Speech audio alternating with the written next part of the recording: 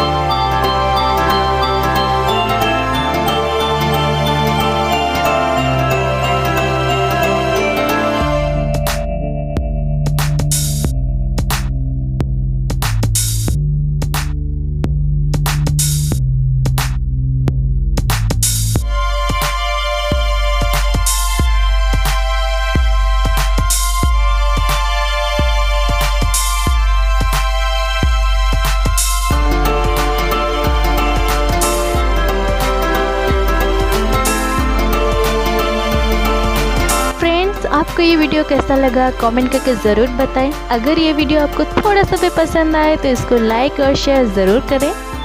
ऐसे ही वीडियोस और देखने के लिए मेरे चैनल को सब्सक्राइब करें। और हाँ, थैंक्स फॉर वॉचिंग।